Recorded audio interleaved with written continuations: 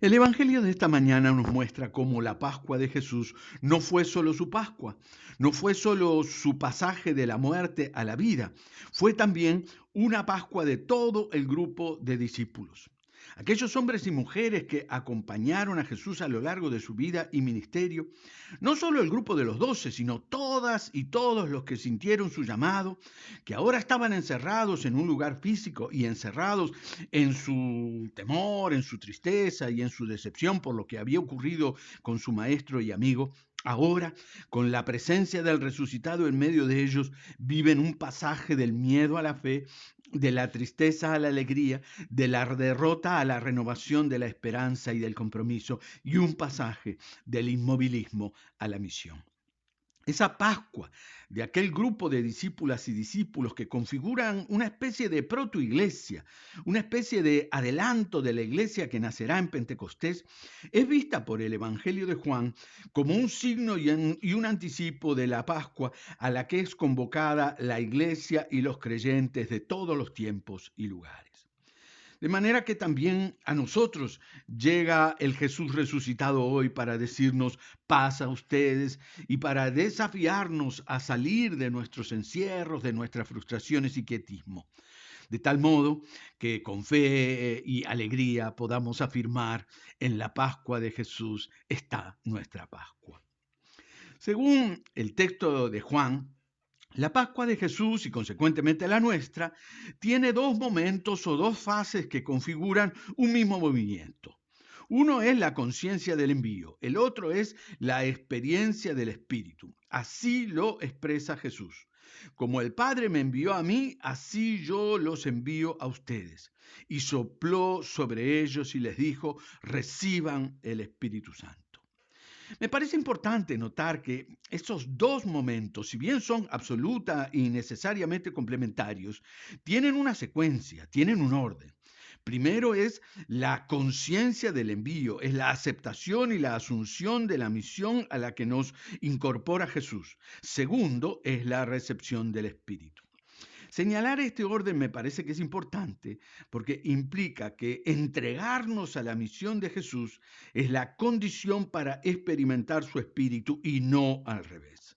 Para decirlo en términos más sencillos, ni nosotros ni la iglesia toda puede recibir y experimentar el Espíritu de Dios y del Jesús resucitado al margen del compromiso con la misión. Primero va la misión y seguidamente va el Espíritu.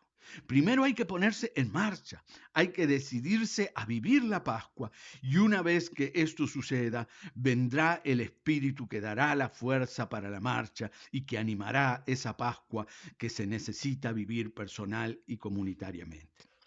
Así como la Pascua es un paso de fe, la recepción del Espíritu Santo también lo es. No hay garantías previas, solo la confianza en la promesa de que si nos ponemos en marcha, de que si aceptamos el llamado que Dios nos hace, contaremos con su presencia, con su dirección y con su asistencia y fortaleza.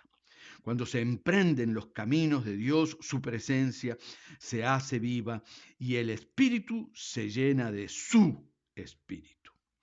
Esos dos momentos de la experiencia de la fe, misión y envío y don del Espíritu, esas dos vivencias que son la materia prima de la Pascua, apuntan a una gran tarea que se le encomienda a la Iglesia y a todos los creyentes, ser testigos del perdón de Dios. Así lo plantea Jesús según el texto de Juan. A quienes ustedes les perdonen los pecados, le quedarán perdonados y a quienes no se los perdonen, les quedarán sin perdonar. Aquí es necesario hacer una precisión. La iglesia no es poseedora ni depositaria de un perdón que concentra y que provee a los demás sacramentalmente, vale decir como un bien sagrado que le es propio y que lo transmite según su criterio, sino que simplemente es testigo de un perdón que ella ha experimentado y experimenta en su humilde condición de pecadora. El hecho de que los verbos que marcan el sentido del texto de Juan estén en voz pasiva indica que quienes son llamados a llevar adelante la misión de perdonar son parte de ese perdón y no son sus dueños. Son objetos de perdón y no sujetos de una autoridad que los coloca por encima de los demás. Por eso decíamos que la tarea que le encomienda Jesús a sus discípulas y discípulos es ser anunciadores, testigos del perdón y no sus dueños.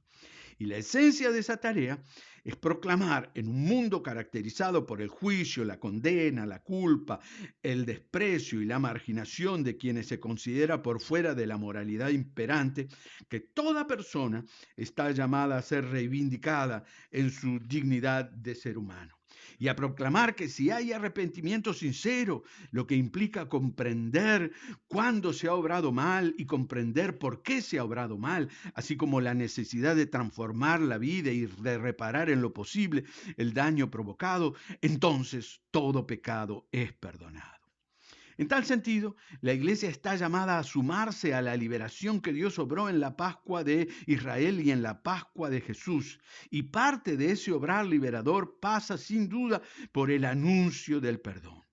Quien se ha sentido agobiado por la culpa sabe cuánta liberación produce ese amor de Dios que nos rescata de la irrespirable atmósfera del pecado y del juicio. Pero el anuncio del perdón como tarea y misión de la Iglesia encomendada por el resucitado tiene una contracara que bien podríamos calificar como profética. Esa contracara es señalar que hay prácticas, que hay acciones, comportamientos y realidades en el plano personal y social que no se pueden ignorar, que no dan lo mismo ni se pueden pasar por alto como si no importaran. Para decirlo con las palabras del texto del Evangelio, en este mundo en el que vivimos, ya sea en lo pequeño y cotidiano como en lo macroestructural, hay situaciones y procederes que no se pueden tolerar y menos perdonar. Y la iglesia y los creyentes tenemos que tener la valentía de señalarlo, porque si lo callamos seremos como sal que no sala y como luz que no alumbra. Por eso, una gran interrogante que nos vuelve a levantar esta Pascua es: ¿ante qué no podemos permanecer en silencio como si nada o como si no estuviera pasando? Es una pregunta que exige, sin duda, reflexión personal y discernimiento comunitario. Reflexión y discernimiento que solo se pueden conseguir en la búsqueda y en la apertura al renovado soplo del Espíritu que hace que la iglesia sea tal. Pero me parece que no podemos finalizar sin decir que el texto, si bien deja abierto el discernimiento, da una orientación muy significativa. Y esta orientación radica en el hecho de que el que dice que hay realidades que no se pueden ignorar y callar es el que les muestra las huellas de la cruz. Dice el texto: después de haberle dado la paz, les mostró las manos y el costado como signos de la cruz. En efecto, lo que no se puede pasar por alto ni callar es que en nuestra historia se siguen levantando cruces de dolor, violencia y muerte que condenan a inocentes y siembran un reguero de víctimas entre los más vulnerables de nuestra sociedad. Por ellos y ellas, y por la misión a la que Dios nos sigue llamando como iglesia, debemos seguir diciendo y cantando: vuélvete a Dios.